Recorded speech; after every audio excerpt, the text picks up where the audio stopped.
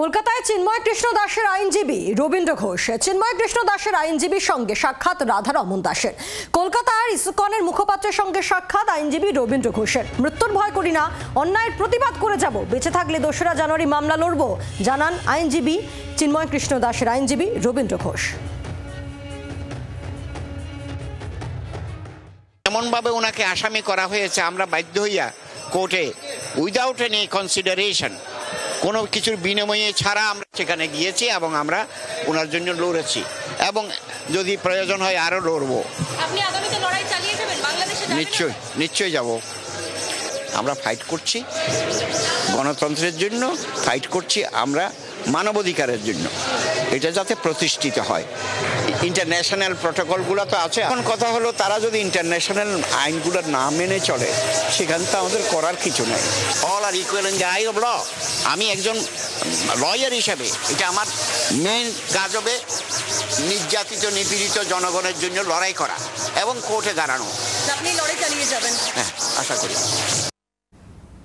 কথা বলবো, আমাদের সঙ্গে টেলিফোনে রয়েছেন প্রতিনিধি বরুণ সেনগুপ্ত রয়েছেন আমাদের সঙ্গে। বরুণ, 2রা জানুয়ারি তিনি আইনি লড়াই লড়বেন, আরও একবার স্পষ্ট করলেন, অর্থাৎ কোনো রকমের ভয়ের কাছে তিনি যে মাথা নত করবেন না, চিন্ময় কৃষ্ণ দাসের আইনজীবী আরও একবার স্পষ্ট করলেন। একেবারেই তিনি কিন্তু আজকে সকালবেলায় কিন্তু তার নিজের বাড়িতে, অর্থাৎ তিনি যে এখানে এসছেন তার ছেলের বাড়িতে যেখানে রয়েছেন ব্যারাকপুরে, সেখানে কিন্তু এই জিনিস তিনি স্পষ্ট করেন যে কোনো কিছুর কাছে তিনি মাথা নত করবেন না বা নতি স্বীকার করবেন না। তার কাছে তিনি বলেন তার কাছে অনেকবার ভয় ভীতির ফোন এসছে এবং বিভিন্ন সময় তাকে থ্রেট দেওয়া হয়েছে এবং বিভিন্ন লোক অর্থাৎ বাংলাদেশের বিভিন্ন মাধ্যমে তাকে নানাভাবে ছোট করার চেষ্টা করা হয়েছে। তিনি কোনো কিছুতেই যেমন ভীত নন, কোনো কিছুতেই তিনি কিন্তু তার যে দায়িত্ব অর্থাৎ বিচার দেওয়া বা যারা যারা এই ধরনের রয়েছে তাদের পাশে গিয়ে দাঁড়ানো, সেই সমস্তটাই তিনি কিন্তু করবেন। তাতে তার জীবন গেলেও তিনি কিন্তু সেটা তার পরোয়া করবেন না। যদিও তিনি বলেন যে তার শরীর অত্যন্ত খারাপ, ডাক্তার যদি তাকে পরামর্শ দেয় তাহলে কিন্তু তিনি 2 তারিখে অবশ্যই তিনি যাবেন। আর যদি তিনি না যেতে পারেন একান্তই, ওখানকার যে যারা রয়েছেন তার সহকর্মী যারা রয়েছেন তারা তো দাঁড়াবেনই, এমনটাই কিন্তু তিনি বলেন।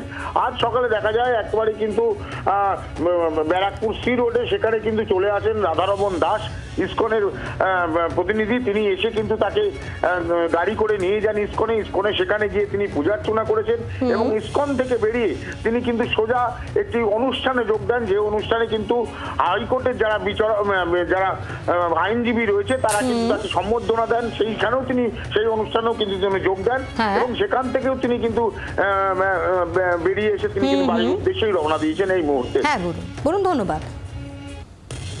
তৃণমূলের রাজ্য সাধারণ সম্পাদক কুণাল ঘোষ, তার বক্তব্য শুনব। এতদিন ধরে বাংলাদেশে এই হামলা চলছে, বিনা বিচারে আটক চলছে, প্ররোচনামূলক সংলাপ চলছে। আজকে মিডিয়া এবং সোশ্যাল মিডিয়ার যুগে সেগুলো সীমান্ত পার করে আমাদের নাগরিকদের আবেগকে আঘাত করছে। কেন্দ্রীয় সরকার বসে বসে আঙুল চুষছে। চিন্ময় কৃষ্ণ দাসকে অবিলম্বে মুক্তি দিতে হবে, বাংলাদেশকে কড়া বার্তা দেয়া, বাংলাদেশের সঙ্গে প্রয়োজনীয় কমিউনিকেশন, এটা তো দিল্লি সরকারের করার এখতিয়ার রয়েছে, অধিকার রয়েছে, এটা তো পশ্চিমবঙ্গ সরকার করতে পারে না। আমরা খারাপ ঘটনায় নিজেদের খারাপ লাগাটুকু শুধু প্রকাশ করতে পারি, কিন্তু এর বাইরে কিছু করার এখতিয়ার আমাদের নেই। যাদের এখতিয়ার রয়েছে কেন্দ্রীয় সরকার, তারা রহস্যময় নিষ্ক্রিয়তা পালন করছে। বাংলার আওয়াজ, বাঙালির আবেগ, জি 24 ঘন্টা।